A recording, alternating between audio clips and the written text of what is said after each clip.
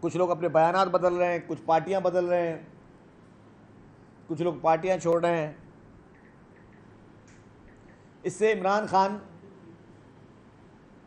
کے موقف کی سب کے سامنے عیاں ہو رہی ہے کہ عمران خان کا موقف کیا ہے اور لوگ کتنا اس کی پذیرائی کر رہے ہیں۔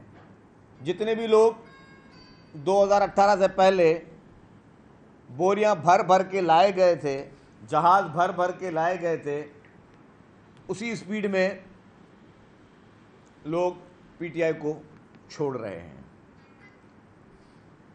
عمران خان نے رہائی کے بعد ایک انٹرویو دیا۔ انٹرویو میں عمران خان نے کہا کہ جتنے بھی واقعات ہوئے ہیں، چاہے وہ جناح ہاؤس پر بے ایمانہ حملے کا واقعہ ہوا ہو یا باقی جتنے بھی پورے پاکستان میں واقعات ہیں، اس نے کہا کہ جی اس نے ایک ادارے کا نام لیا عمران خان نے کہ ادارے کے لوگ اس میں تھے، میرے لوگ اس میں نہیں تھے۔ پھر کچھ پی ٹی آئی کے لوگوں نے بولا جی کچھ میں نے ورکرز دیکھے تھے۔ اب میں آپ کو واضح کرتا چلوں کہ نہ کسی ادارے کے لوگ تھے، نہ وہ خالی ورکرز تھے۔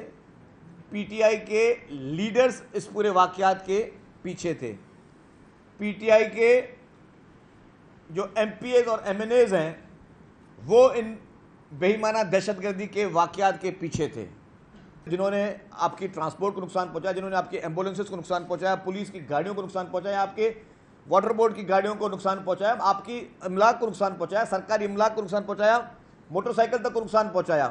وزیر اعلیٰ صاحب نے ان کی مہربانی، انہوں نے کہا کہ جی جن جن لوگوں کی موٹر سائیکلز جلائی گئی ہیں ان سب کو سندھ حکومت، جو پرائیویٹ لوگوں کی بتا رہا ہوں آپ کو، موٹر سائیکلز جلائی گئی ہیں ان سب کو سندھ حکومت نئی موٹر سائیکلز لے کر دے رہی ہے۔